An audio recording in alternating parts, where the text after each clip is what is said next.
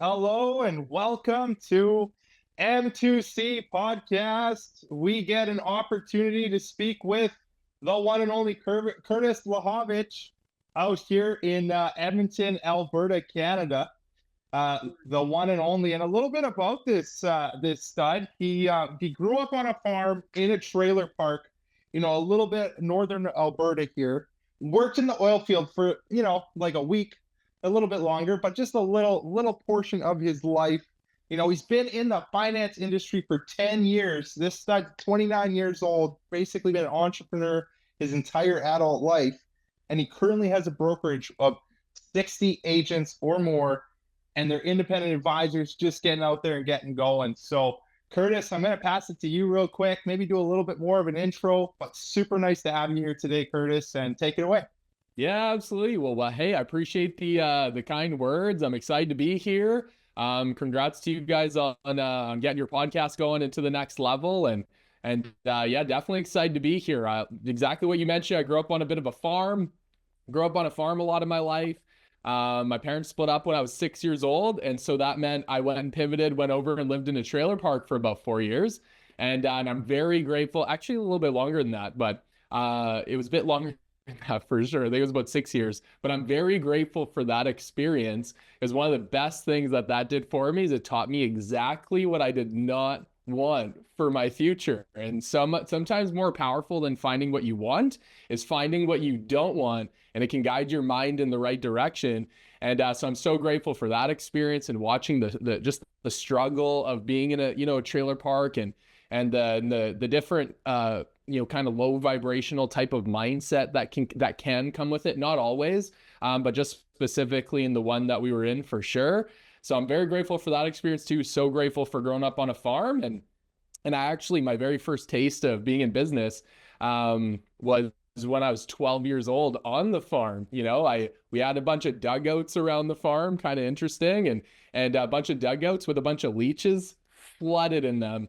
And my grandma owned a local gas station, and I would catch leeches and put them in minnow containers, and she would let me sell them there for cash. And when I was 12 years old, I remember my very first week of my leech business made $70. I was in business, and I realized pretty quickly I wanted to be an entrepreneur. Watching being on the farm, watching her run that business. Me growing, starting the leech business, and then went through school, eventually graduated. Realized really quickly school wasn't for me. Couldn't stand it. I've had 9 concussions in my life, from snowboarding, hockey, 9 concussions. So my memory has never been really strong, never has been really strong. So then going through school, where it almost was required for you to have a great memory. It's so much memorization, not a lot of critical thinking in junior high school anyway. So I didn't like school, didn't want to go to university. I just knew that I wanted to become very successful. I wanted a great life. I wanted to be free. But I didn't want to go do it by going to university. I didn't want to, do it the traditional route. I felt that a traditional job might not be the way, and always wanted to go into business. So eventually, when I graduated, I didn't want to go to university because I didn't really want to do that. Wasn't good at school. And I went to the oil field. An opportunity came up where I could go move rigs from site to site. And as soon as the opportunity came up, I took it as soon as I graduated from high school. And I'm so grateful for that experience because, again, I found exactly, just what I just did not want to do. And which was, being gone, from home as much as I was gone from home, and surrounded by negativity. For all the people listening, have you ever worked in a negative work environment before? I think we all have, and we're like, man, this sucks. And it's not like that all through the oil field, of course not. It's not like that at all, but just the company I was at, it was pretty negative. And I thought, man, I met some guys, and gave me that I really like and have a great relationship with. But the overall feel of the company that I was at, it was pretty negative. And I thought, why are we all here if, nobody really wants to be here? And so then from there, I would just working, doing 12 to 16-hour days. My longest day was 31 hours moving rigs. I was always gone from home. I was on call 24/7, and no control of my time. And eventually, just around that time, I got a call from my sister. Power of a freaking phone call. She says, hey, essentially, come meet my financial guy. And I thought, you know what? I need to know financial stuff. Let's see what that's all about. So I showed up, got some financial education, and I learned more in 20 minutes about money than I've ever learned in my life. And I thought, this is pretty powerful. Why I just came out of school, had a crap experiences. Why wasn't I taught about money? And I thought, man, how many people out there could benefit from learning about money? And I became his client. I was client for about a year. And every day something went wrong in the oil field. During that year, I was in the rough year, I was in the oil field. Every day it felt like I had a bad day. He was there and he would be like, hey, how's it going, man? Hey, I'm just on this trip somewhere. Hey, business is growing. Hey, we're helping all these people. And he just had a really good life. So then eventually I decided to quit my job. I backpacked Thailand for a month and I wanted to go kind of party hard, so to speak. So when I came back, I was ready to dial into business and I was just so serious about it. So I went to Thailand. I came back with the intention to go all in financial services industry and started studying for my license full time. Got licensed after, a month or so. And then fast forward, been in the industry for a decade now, all in since day one and just, having fun with it. And just like, these guys and, Kirby, like you mentioned before we started the call, feel like we're just getting started, we're just getting this going. So that's a little bit about me. Just a little bit, man. That's no awesome. doubt. And then in the process, it was funny too, because my very first, like Corey mentioned, I'm just very grateful for what things have kind of become. It never moves as fast. It seems like it doesn't move as fast as we want it to, and never feels like business moving maybe as fast as we want it to. But we've been getting it going for sure. Got just over 60 independent advisors, and actually my very first one was my wife. And when I got started in business, and there's just a power in having good support around us. She's just, supporting me and rooting me on from day one. And she's like, how can I help you? How can I support? And I said, you know what, babe, get licensed. Why don't you get licensed? You'll understand the business I'm getting into a lot more. Why not? And she said, okay. And she never had an intention of, really going out and helping clients, but she actually went and got licensed. And she was the first license of them, all kind of cool, and we got married just over a year ago. And we've been together for 10 years now, so pretty fun that way. Yeah. Oh man, it really sounds like 10 years ago your life changed. Yeah, 100% for sure. In a big awesome. way. Took some action and went for it. Kirby, Glenn, you guys 100%. Got anything to ask in regards to the stuff Curtis just shared with us? Oh, very interesting start to your career. Learning what you didn't want to do that led you on the path to where you are is very interesting. And taking some time to going through Thailand and reevaluating and getting ready, all in, as they would say in the poker world. So that's what you did, and I'm interested to hear how it got started, your first days and months in the industry, because I don't know much about that industry, and I'm looking to get to see what a regular client looks like and maybe what an irregular client looks like. Yeah, absolutely. And with that, the initial stages, so a lot of what we do, just so everybody knows, in financial services, we deal with things like life insurance and critical illness, disability. So a lot of helping people plan to protect their families, protect their incomes in case of an unexpected illness or disability. That'd be about half of our business on the protection side. And then the other half of my business would be on the retirement planning side, helping people plan for financial independence, and create a bit of a map for their future. One interesting component that we try to share with most of our clients is we try to share with them something called their financial independence number. And it's something when we hear about it, I remember I was never taught about this until I actually sat down with who was my financial guy and then became my coach and mentor in the industry. But financial independence number is just the amount of money we need to get to, the typical person needs to get to be financially independent, to have the retirement they want, to never have to work again if they don't want to, or work because they want to, not because they have to pay the bills.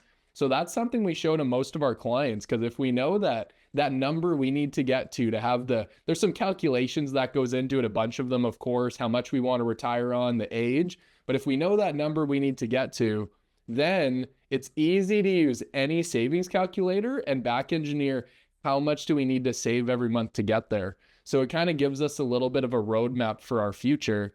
And so I was blessed with being a client first. I understood the power of what my financial guy was kind of showing me, helped me get, just as a young buck, originally 18 years old. It was the month I turned 18. He got me set up with a plan when I was still in high school, got me some life insurance. I was thinking at the time, why the heck am I getting life insurance? And then I thought about it too, and he explained it well. Well, if something happens to me, my family will be taken care of. I thought, what, that's really powerful. So got me a little bit of life insurance, a little bit of critical illness insurance. So if something ever happens, an unexpected illness, nasty stuff like cancers and strokes and heart attacks, I'd get about $100,000 payout that I could use tax-free for whatever I needed. And that was a small part of my plan. And then the other part was just saving money in a tax-free savings account and starting my own wealth building journey. And I thought, people need to know about this stuff. So I already knew a bit about the industry because I was a client of his. I saw the great job he did for me. And I thought, for that year being in the oil field, man, people need this stuff. I think I'd be able to do this for people. So when I got started, when we came back from Thailand, it was pretty interesting. Started studying for my exams full time, and there's a bit of course you have to go through, and it's probably 30 to 50 hours of studying inside there. Just depends on the person, 30 to 40, something inside there. So I'm studying hard for it, putting in extra time because my memory wasn't there. So more than most, I would say, I was putting in extra time and just to get through that damn thing. So got through it after 3 weeks. And then I remember I came to Edmonton to write my exams. And then my financial guy said, hey, I showed up to the office and he said, hey, what the heck are you doing here? He's like, I've been trying to call you for like a year. How come you haven't answered my calls? Like, where have you been? And I was like, well, I quit my job. I backpacked Thailand. I guess I'm full-time, brother. Let's go. He's like, what are you talking about? You're full-time? And he's like, all right, well, if you're serious about being full-time and, me teaching you how to do this. And he said a bunch of us are leaving tomorrow to Vegas. We have this big entrepreneur convention we're going to. There's going to be some of the top people in the industry training. You need to be there. If you want to win, you got to be there. And I remember throwing him every excuse. I just got back from Thailand. I'm broke. I can't do it. And he just challenged my thinking. And him and another guy were talking to me at the office.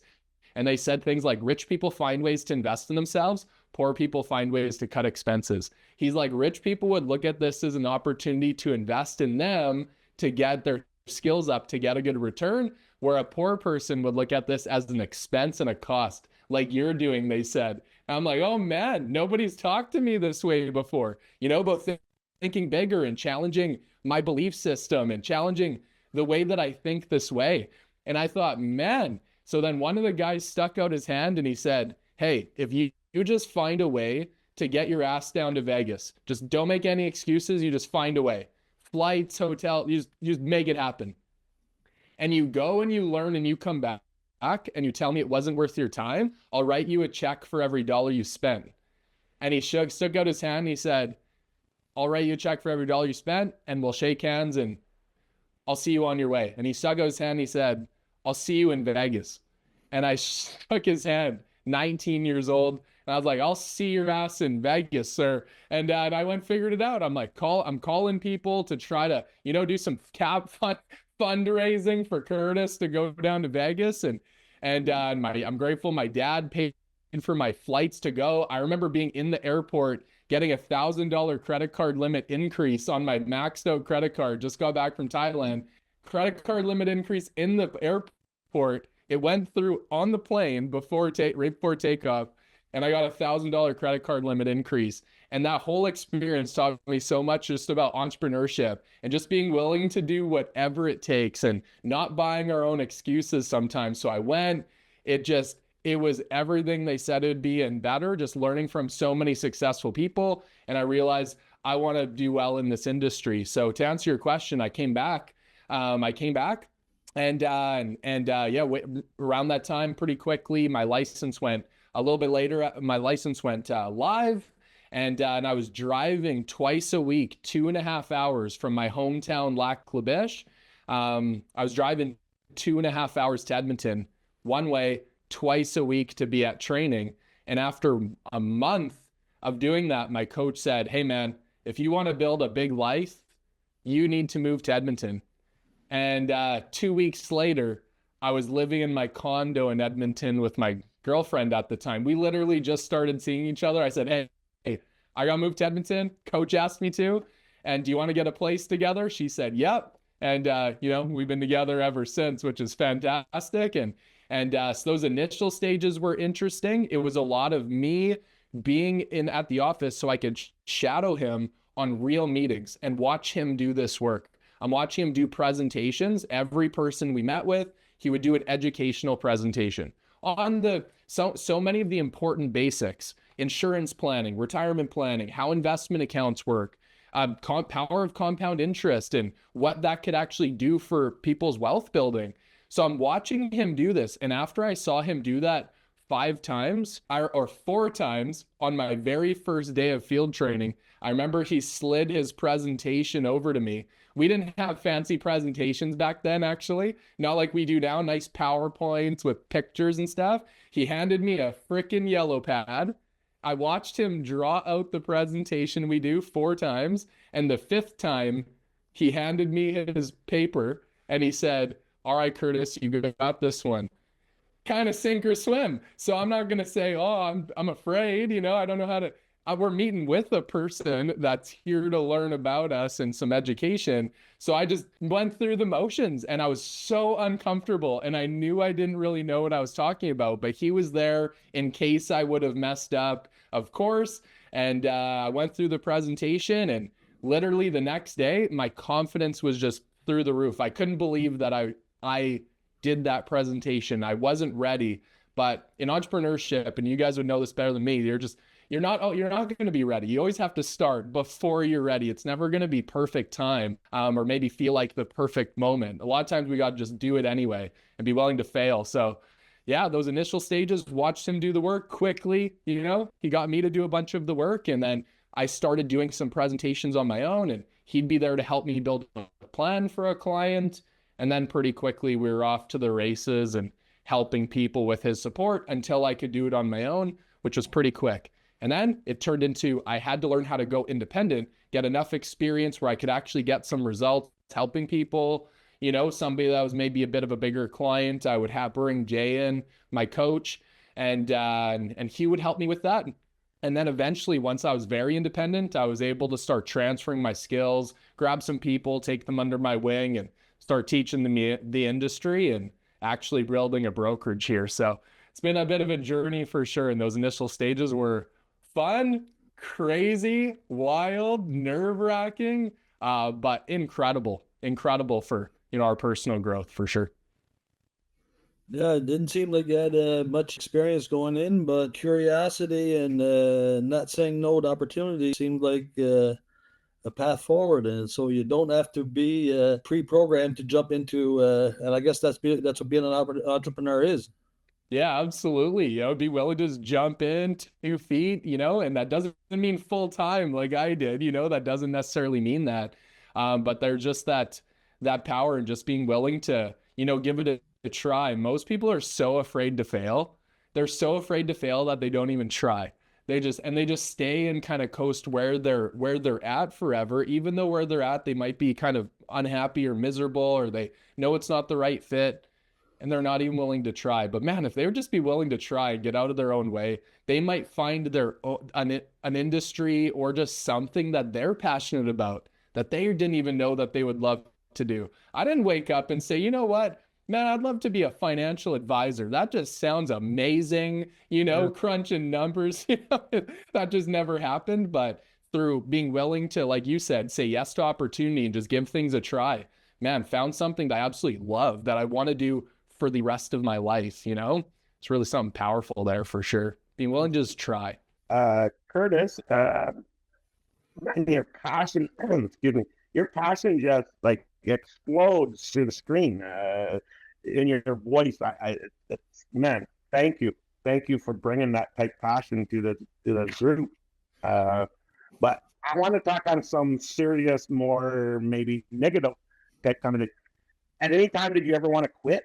That like did things get so tough that you're like, man, like I love it, but I don't know if this is for me. I'm laughing because, oh man, oh yeah, oh for sure. Let's talk about that. So my year one, this was wild. So my year one, I would consider as a 19-year-old was to be pretty good. You know, did about $85,000 of commissionable revenue in our industry, about 85,000. Brought on some business partners, you know, started growing a little bit of a brokerage. Like it was okay. It wasn't a superstar start. I didn't have this just ship strapped to a rocket ship kind of takeoff. Not like that at all. It was just pretty good though. And above average. And then year two, this was interesting. In year one of the things that was a bit of a challenge for me was I started at 19, and the problem is I looked 16. It was ridiculous. It was horrible. Like I started so young, I looked young, and I remember, and it would frustrate me all the time because most meetings people would ask me, "How old are you?" And then I got really good at learning how to deflect questions pretty quickly. So I remember I would say something to the tune of, I'd say, "Well, how old do you think I am?"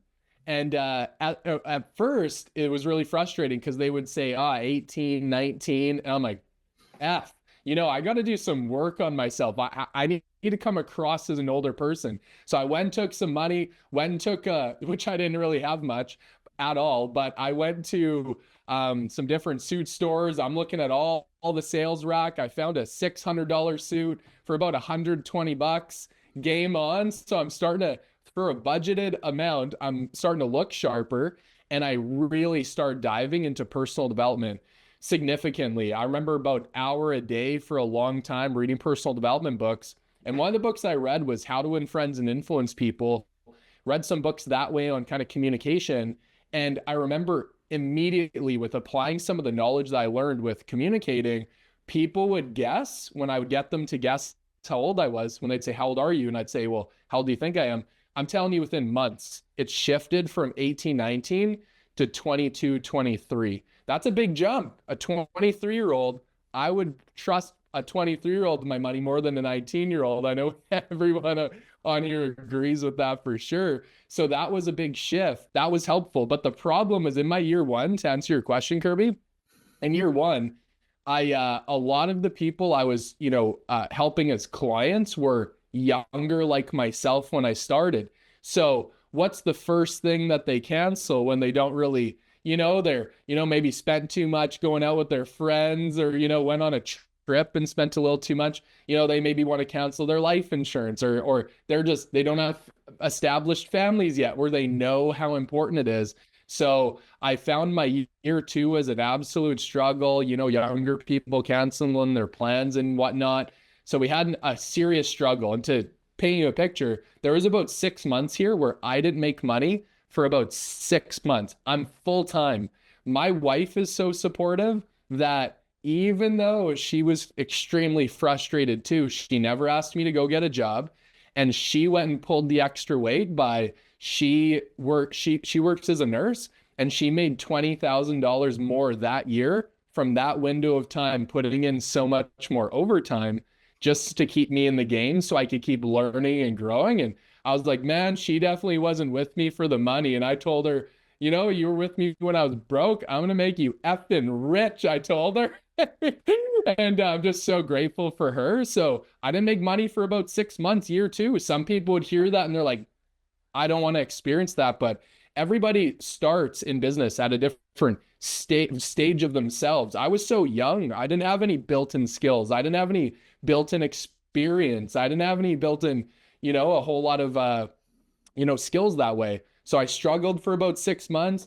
My lunch every day and sometimes supper was calorie shakes from an expired tub of Mass Gainer and expired tub of like protein powder. It's unbelievable. and it did not taste like strawberry kiwi. It was shitty. It was not good. And but I didn't really think too much about it. The thing that got me through that, yeah, I thought about quitting every freaking day. I was like, man, like what else could I do? What would be another job, or what would be another career that I could go, or another business that I could go do? And none of the answers really excited me a whole lot. But the thing that really kept me around when it was really challenging and not fun like it is right now, and has been the last years, it was a challenge. What kept me around is I decided when I quit my job and left to Thailand, my intention was when I came back, I'm going all in on this business and I will never quit no matter how hard it gets. And no matter what business we do, it's going to be hard. There's going to be challenges. But it was that power of just knowing that I decided I will never quit no matter how hard it got. So every day it was a challenge. I thought I will either sit in this struggle forever, or I'm going to learn what I need to learn and develop the way I need to develop, ask the questions the people I need to ask questions to, so I could get to the next level and get out of this and figure it out. I'll either struggle or I'm just going to make it happen. Yeah. And so, yeah, I thought about quitting a lot. I don't know if that answered your question. That definitely very. I think it needed to be heard. I think for many of people, that's a journey that we all take, and after you start seeing some reward from all your effort, everybody thinks, "Oh, it must have been easy." No, like the journey up is tough. Like it, in a lot of cases, let's be honest, only the strong survive some days. Right? 100%. I think that leads me right into a component that you threw out earlier. But I should confess, do you know that my daughter is a part of your office? Yeah, I do. So my next question kind of helped through conversation with my daughter, and I'm trying to learn myself. Retirement, Curtis, you obviously got your retirement all planned out. Was it easy? Getting it planned out? It's setting goals, maybe? Yeah. So with that, it's interesting. Most people, and what I find, most people are afraid to think about their retirement because they feel like they're so behind. So what's the point? Or they feel like they're not going to be able to save enough to hit it, kind of same idea. So what's the point? Or number 3, they have just no idea where to start and they don't know what they don't know. So they don't even try to start. They're just overwhelmed. And I didn't really experience a whole lot of that because when I was literally when I turned 18, I came across this stuff when I wasn't even really thinking about retirement. And I just had that blessing show up in my life. And I got the power of financial education from an independent advisor and broker. So it was pretty easy through, not because I had to go figure it out on my own, but because I had somebody there that was able to teach me. And there's a stat that goes around that roughly people that have a financial advisor have roughly 4 times more, end up with roughly 4 times more money than people that don't. And I learned that when I was in the industry, and I could see why. The power of education, knowing what to do, how much we'd save, how to get proper rates of returns and such like that. And my wife and I were just talking the other day, man, we're so grateful just with what we've learned in the industry. Yeah, we help a lot of people. We make a huge difference that way. But just the financial information that we learned that alone will change our family's life forever. Just with what we've learned about retirement planning, how investing works, how to get proper rates of returns, what to look for, what to stay away from, how to build a investment portfolio that can actually grow. We learned so much valuable information. So I would say if I had figured out on my own, would have been hard, but because I had, guidance and coaching there, which I'm grateful for from a really young age, 18, when I became a client, that helped me learn so much. So it's easy if we have a coach, if we, an advisor. If we don't, it can be a lot of trial and error and a lot more challenging for sure. So no, that was amazing. You didn't say the date, time, and the amount of money your retirement is planned out to be, but that's quite normal. let's just assume that we know the time and when your retirement hit. We know the amount of money that you set out as your goal.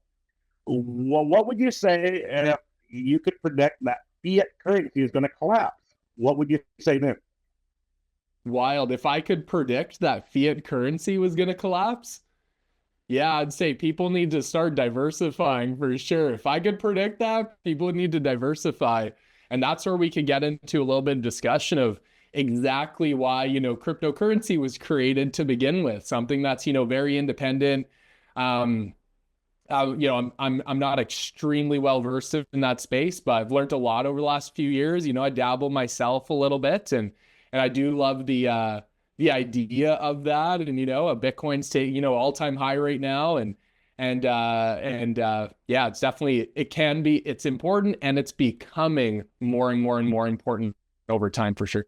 And the reason I think that Curtis Wack it sounds like, oh, are you trying to, you know, really get higher left field there, Curtis? No, I'm not, because I believe with retirement, it comes down along with the words retirement, because if we continue on the trajectory that we're at with losing the value of our $100 bill every year, I would think that at a certain point, a 19-year-old is going to have to reevaluate what his calculations should be at, let's say 55.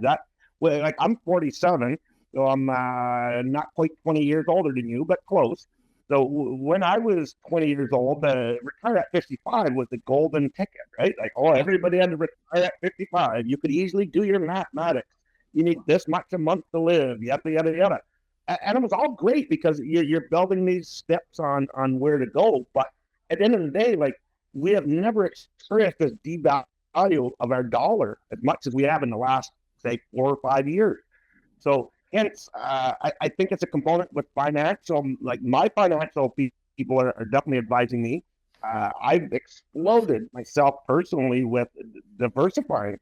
I believe it's a way of protecting what my vision of retirement looks like. And by the way, my retirement is, I'm already retired. My theory is, if I love what I do, why couldn't that be retirement? Mm-hmm. Yeah, exactly. That's where we talk about financial independence. Doesn't mean retirement. To some people it does, and that's okay. To some other people, that's exactly why I say, or you work because you want to, not because you have to. And that's, you know, they love what they do. And absolutely. Yeah. Well, and I love what you're talking to. Sorry if I may add this in too. And that's also talking about, you know, fiat currency itself. So that's, for those that don't know, that's literally like a Canadian dollar. The problem is, when it comes to, you know, retirement and a lot of those conversations, with the lack of education out there, a lot of people think that they're going to save their way to retirement, which is absolutely wild. So that's what Kirby's talking about here. Inflation is the silent wealth killer. Somebody could put their money in the bank, and let's say they're getting a 3%, but inflation, the cost of living, increased by 4% that year. So my money grew by 3, inflation grew by 4, the cost of living grew by 4. How much money did I actually make? Crazy. We went down 1%. And a lot of people hearing this, maybe that's the first time you've heard it, because I remember hearing that the first time. I'm literally going backwards. It shows that my money grew in my account, but the actual purchasing power of that money went down. Now, what if it was minus 1% a year every year for 50 years? It's the silent wealth killer. That's why a lot of people aren't getting ahead. We're never going to save our way to financial independence or to retirement. You have to invest your way there.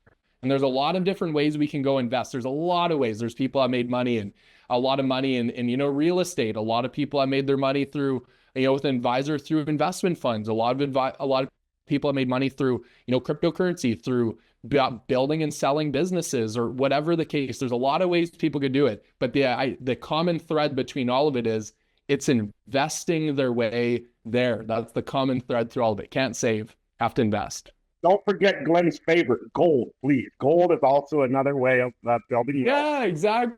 100%. You know, silver taking off, you know, going to take off as well. All these, you'd know a lot more about that than myself, Glenn, but just with all the solar panels being built and whatnot, and eventually silver is going to take off too. They're going to have some, that's going to take off eventually. Okay, so like before we, because I've got some questions on when you get the clients and how you invest the life insurance part of it, but I guess the sort of second part of it is you advise them on how to invest their disposable income, or because like when you get a client, is there a certain amount of clients where the numbers don't work and you just got to say there's Ooh, nothing this is a good question. there's nothing we can do for you? So is there a baseline where that happens more often than not, or? Wonderful. Yeah, one of the scariest things is when somebody's just not able to hit their financial independence number. Let's say they needed to get to 1.2 million, for example, for what they want to live on when they're going to retire, 1.5 million, doesn't matter. But with what they're able to not save, but invest on a monthly basis, they're only going to get to 400 grand. We're going to let them know that we're way behind. So you got two options. Really, you got one, but you got two options, really. We reduce the amount that you want to actually live on in retirement. That's not fun. Imagine cutting our goal for our annual income by 1/3 in that scenario, roughly. That's not fun. So you have two options. We reduce what you want to live on in retirement. Well, you got three options. So that's number one, we reduce that. Or number two, we push back the goal. Or number three, not going to like this, but you got to find a way to make more money. Yeah. And there's a lot of ways that we can do that. A lot of ways. That's one thing that I love about our industry is people are able to do what we do on a part-time basis. They can make an extra 1,000 or 2 or 3 or whatever on a monthly basis or more. And there's a lot of ways people can go do that. But then what would that do to their savings if they found a way to increase their income and saved that or invested that? That would help things take off. So yeah, there are scenarios, Glenn, for sure, on when people they're not on track to hit their number. And we just have to have that conversation with them. Here's what you need to get to based on what you want. And here's the path that you're on right now. Here's your options. How do you want to go about it? Because we can't force anybody to do anything. It's all up to them. Sometimes people are okay with it. They say, well, let's keep on keeping on. But it's a reality check. And the third option, the third option is to exchange more of your time to hit your goal. That would be the last option, but it comes back. It's on you, right? Yeah, or learn a skill that you can provide a service alongside what you're doing. Yeah, side hustle, money. What's that? Sorry. Said a side hustle. Exactly. Side hustle, or literally go find new career or different business where they proven track records of success and they can go increase their income if they're not on track. It's interesting. You just got me thinking about this. What's the number one purchase that everybody makes in their life? They're like the biggest purchase that they make. Their house? Their house, exactly. What's the second biggest purchase? The second biggest purchase? I don't know, their car, their vehicle. You got it. Yeah, their freaking vehicle. So this is crazy. This is such an important. Well, now a Ford Lightning is a small house, eh, Kirby? Yeah, so what's interesting about that is, our houses are, sure, important. I have a house. You need a house to live in. Do we need to buy a house? I don't know. We could go a lot of directions with that type of conversation, but it's the second one I want to talk about, the vehicle. So many people out there, they want to keep up with the Joneses. I was driving a frickin' 2012 Chevy Cruze, a 2012 not beautiful Chevy Cruze, till literally not long ago, till not too long ago. It was early this year. We were making close to a quarter at that time, and was still driving a frickin' 2012 Chevy Cruze. But what do most people do when they start making some money? They go and they just need to go buy the most expensive vehicle, and what they're investing for their financial future is so much smaller than what their vehicle and insurance payment is. But if people would just be a bit more okay with having a little bit of a lower quality vehicle, I'm a huge believer on people can go have a big vehicle if they want, as long as, and people can do whatever they want, but here's a rule in my mind: they have to be at least matching dollar for dollar what they're putting towards their vehicle and insurance. If that's $1,000, you better be investing $1,000. Chris, I got to jump in. I got to share this story with you. Please do. When I bought my first plane, some of my employees said, "Oh, it must be nice. You're making too much money." Did you say plane? Plane. So My first plane. Love it. Go ahead, Kirby. in this case, I had 2 pickup trucks and now a plane. Those 3 items were cheaper than the brand new Dodge and GMCs that they were bringing in and going to work with every day. Wow. I paid cash for all 3 items. I bought the first 2 trucks at auction, and I bought a plane sight unseen in Saskatchewan. Is it a float plane, if I may ask? A float plane? Right now, it's my trainer plane. It's a 172 on wheels. So my next definitely I want to upgrade the floats. But I want to share that with you because some of my own employees would come in, and it was a hard pill for me to swallow when they're trying to make me feel like I don't deserve to buy a plane. Well, Yeah. it was my choice in what I decided to do with my money. I certainly didn't go out to the bank and finance it, but these are the components you're talking about because I'm in construction. My main business is construction. Like you said, it's the biggest investment of most people's lives. That being said, I just want to do a little ad. Connex Homes is a tiny home community that is helping North America and the United States. I'm part of a tiny home community because I can foresee that, Curtis, we're getting to a point where There's a market there for it, for sure. people don't want a 5,000 square foot house that you want to Yep. go. The things are changing. Things But are I- changing. I just had to share that story about when I bought my plane, and That's incredible. tried to make me feel bad, but it's wants and needs Yes, exactly. get mixed up very easily. And I love that what you were talking about with the vehicles too. You know, you went and did that on auction. That's how many people would be willing to do something like that? You know, not many people would even have thought to do it. It'd have to be, you know, brand new, straight off the lot. And then as soon as we drive off the lot, how fast does that appreciate? Faster than we purchased it. And, you know, where something secondhand in some way, that goes a long way. I just got a car, nicest car I've ever had. You know, an Infiniti Q50 Red Sport. It's got 400 horsepower. I just bought it with 100,000 kilometers on it. 2016. It looks beautiful, but not brand new off the lot. Trying to practice what I preach. And I was on the fence for 2 months buying this freaking car. I thought, you know what? I've worked hard. I deserve this, you know? I deserve this. Curtis, you're an asshole. You're just an asshole, Curtis. You just challenge me now. What is your dream car, Curtis? Dream car? Dream car for a long time. Since I was just a young buck on the farm, had a poster on the wall of a Lamborghini. Any of them would have done, and then they came out with the Lamborghini SUV. I was a huge fan of that for a long time. Loved it. And my wife and I, we went on our honeymoon to Italy earlier in 2024. And we actually went to the Lamborghini Museum, had a great experience there. I was blown away with what we saw. And then went over right after, same afternoon, to the Ferrari Museum. And never really cared about Ferraris until I went there. And I just see how much care they put into those machines, how much care they put into their, you know, winning the races Ferrari's part of. And I was just so impressed. So I'm kind of a Ferrari guy these days. Do you have that as a goal? Do you have that as a goal? Because I want to work with you to make sure you get that dream car that you're talking about. Because it's easy. It's easily done. These are the things sure. we've learned on our path. Like you talking about your first job you had. My first job, I had a chunk of birch. I carved out hammer handles. I took it over to the local general store, and I was trying to sell them. I think it was like $2 a hammer handle, like a replacement handle for an hammer. And it sat there for months. I'd go over every day and ask the local guy. I think I was about 7.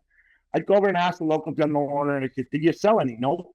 But 6 months later, I go over. They're all sold, all done. He gives me the money. I think it was like 6 out. He gave me like $12.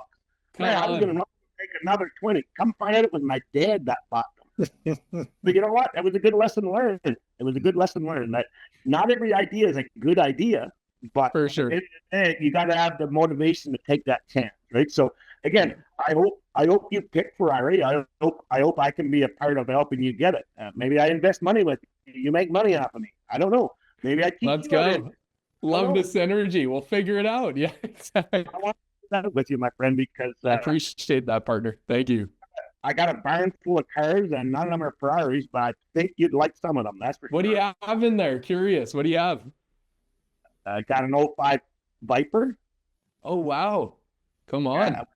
689 horsepower, so it's zippy.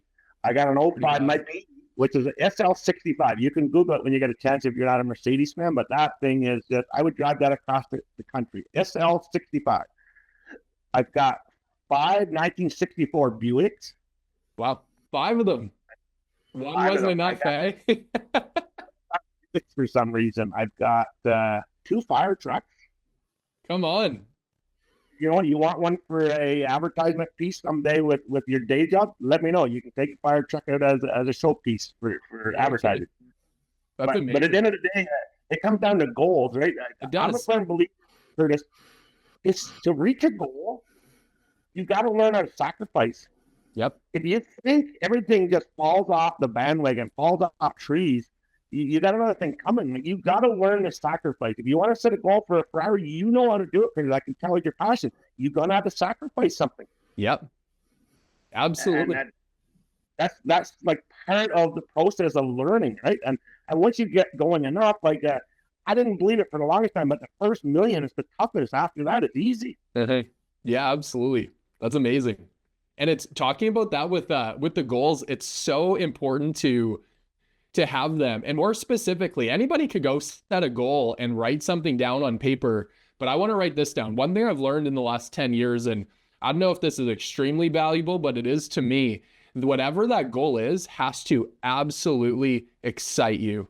Because if we just write something down because it sounds good or because, to keep up with the Joneses, they talked about having this property in BC, so we should have one too. But it's not something you actually want. Maybe you'd rather have a freaking cabin in northern Alberta in the peace and quiet and trees, or something completely different. It comes down to winning at anything and having those goals in place, just something that actually excites you. And then it makes my mind go to talk about work-life balance. It feels like we're all on the same page there, is that, a lot of people try to find balance, and it's one of my favorite things to hear because it just makes me chuckle every single time that I hear it. There's to have a bit of a work-life balance. It's never going to be perfectly balanced. It's always going to be perfectly imbalanced, and where there's going to be periods of time where, hey, we feel like we need to spend a bit more time with our family. And that's okay. We can go spend more time with our family and we can do that. And then there's going to be other times where we have a bit of a goal we're going after, whether that's in business, physically, mentally, something that we're financially, something we're chasing down that we really want to hit. Well, we're going to have to allocate a lot more time towards that thing. Now we're going to be imbalanced in the other areas. We're not going to be able to show up and be present with everything else, and all the birthdays and whatnot. But what's your guys' thoughts around that? Just the work-life balance side of things. I couldn't agree more. Being a father now of two little boys and my wonderful wife, it's our schedule is not a work-life balance. It's how can we make this work? How do we raise kids, build a business, and and how do we support each other? That was quite the intro, Curtis. That was awesome. That was so good. Amazing. Absolutely. Yeah. No, that's awesome. But super blessed to hear about your wife, taking, doing that extra 20 grand in that year while you had to go through that growth. It's something to be said about the significant others in our life. That's for sure. 100%. So awesome. So, you know what? We got like 5 minutes left. I know that flew by with the amount of value that you just brought to this table. Kirby and Glenn only got to talk for like a second. And then Curtis just the fire hose giving it to us. So that was phenomenal. Just so much fun. You know what, Curtis? Where are you going from here? what's the, 20, what's the next 10 years look like for Curtis? And I know your wife's name, Kyla. What's the next 10 years look like for you guys? Yeah, 100%. And it's funny. We were just doing a bunch of goal planning recently, and what we were talking to our brokerage about is try to get as dialed in as you can on planning out. Spend some time thinking about the big stuff. Yes, the really long-term stuff. Try to get some vision for yourself, but where you want to spend most of your energy, most of your time is that shorter term stuff that you could really believe that you maybe could achieve. That's a little bit easier. And so we're talking a lot about the next year, plan out quarter one, and let's just go quarter at a time, have an incredible year.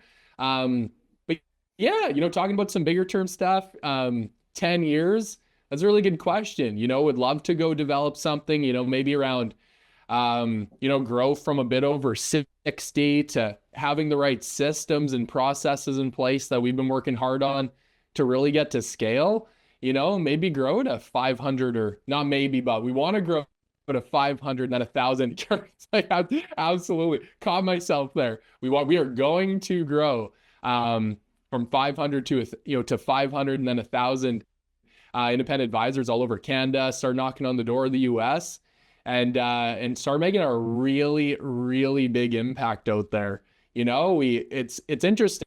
It started off in the beginning. You're so young.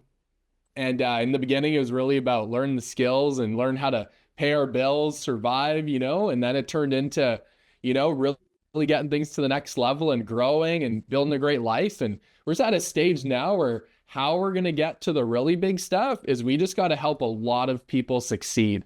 And we just want to help a lot of people win. And if we were going alone, they say if you want to go far, fast, go alone. If you want to go far, you got to build a great team. And we just want to help a lot of people succeed, our clients, our teammates, and just help a lot of people win. And I see that if we got to 1,000 independent brokers long term, and then we'll have a totally different vision. When we're getting close, we have to become a way better version of myself and versions of us to do that.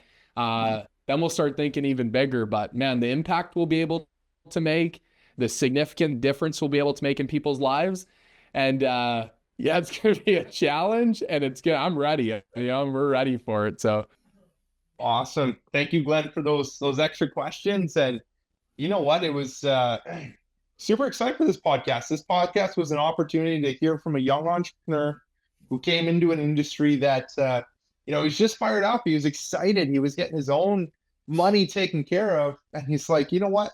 Let's get back from Thailand and go all in. Why not? Right? Let's rip it off and go for it. So, you know what, Curtis, thank you so much for giving us some time today. And you know what, having a financial professional on this call, of course, we're going to get some amazing advice. So thank you for sharing your experience, your wisdom. I know a lot of listeners are probably going to come out of this with way more than they expected, especially from getting to hear from you, how knowledgeable you are, and how excited you are, and showing people that it's possible to, at 29 years old, build an agency of 60 plus people and just be thriving, happily married, enjoying a good life. And it's thank you. Such an honor to hear that. So no, I appreciate it. Thanks so much for having me. I got a pile out of this as well. It's fun, having a bit of a round table and having a good conversation with some great men, some great wisdom. And this was a lot of fun. So thanks for having me on your show. I hope there was some great value to all the listeners there. And you definitely want to tune in for their next episodes to come, for sure. Awesome. Thanks, Curtis. Thanks, Curtis. Appreciate it very much. Thank you. Absolutely, guys. Someday. Thanks, Curtis. Yeah, absolutely. We'll see you soon.